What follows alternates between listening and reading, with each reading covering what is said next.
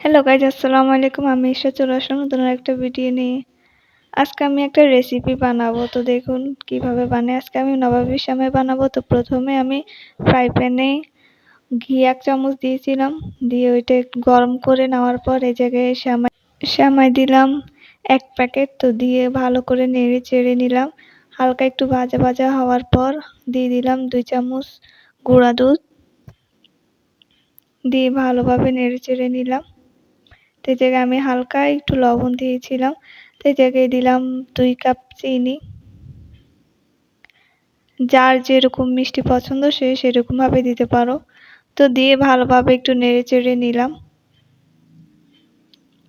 তো যখন ঠিক এরকমটা ভাজা ভাজা হয়ে গেছে, আমি অর্ধেক একটা প্লেটে তুলে নিব, বাকি অর্ধেক ফ্রাই প্যানে রেখে দিব। তো আমি প্লেটে সুন্দরভাবে ঢেলে নিচ্ছিলাম।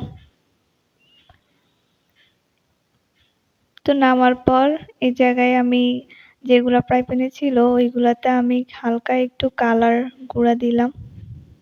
তো যেগুলো আমি প্লেটে ঢেলে রাখছিলাম ওইগুলো আমি যে বাটিতে বানাবো ওই বাটিতে ঢেলে নিলাম। ভালোভাবে চেপে চেপে দিলাম যাতে সুন্দরভাবে বসে। এই জায়গায় আমি আধা কেজি দুধ গরম করে রাখছিলাম, ওইগুলো একটু ঠান্ডা হওয়ার পর আমি এই জায়গায় কর্নফ্লাওয়ার দিয়ে দিলাম 4 টেবিল চামচ।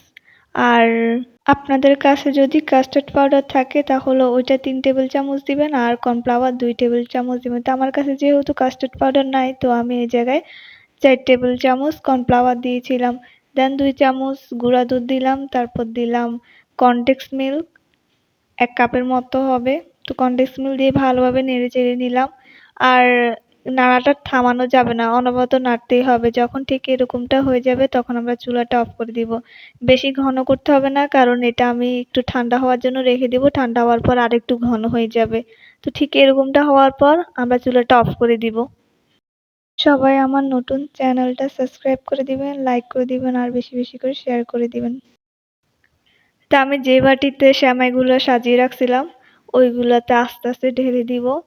আর সুন্দরভাবে ঢালতে হবে যাতে সেমাইগুলো না দেখা যায়, একদম পুরো ভরে দিতে হবে। সুন্দরভাবে ছড়িয়ে দেওয়ার পর আমরা যে সেমাইগুলা কালার করে রেখেছিলাম ওই সেমাইগুলো আস্তে আস্তে ঢেলে দিতে হবে। সুন্দরভাবে ঢালতে হবে যাতে ক্রিমগুলা না দেখা যায়। তা আমি দিয়ে দিলাম সুন্দরভাবে। তা আমি একটু ক্রিমগুলা রেখেছিলাম পাতিলে, তো ওইটা সুন্দরভাবে একটু ছড়িয়ে ছড়িয়ে সুন্দর করে একটা ডিজাইন করে নিয়েছিলাম। দেওয়ার পর একটু সেমাই রাখছিলাম যেগুলো উপরে ছড়িয়ে দিয়েছিলাম। দেওয়ার পর আমি একটু ফ্রিজে রাখছিলাম কয়েক ঘন্টার জন্য, আধা ঘন্টার জন্য ফ্রিজে রাখছিলাম। ফ্রিজ থেকে বের করার পর এরকমটা হয়েছে। আর আমি যে কালারগুলো দিছিলাম ওইগুলার কালারটা এরকম আসছে, দেখুন অনেক সুন্দর। তো খুব সহজে এই রেসিপিটা বানানো যায়, সবাই একটু ট্রাই করে দেখবেন। আল্লাহ হাফেজ।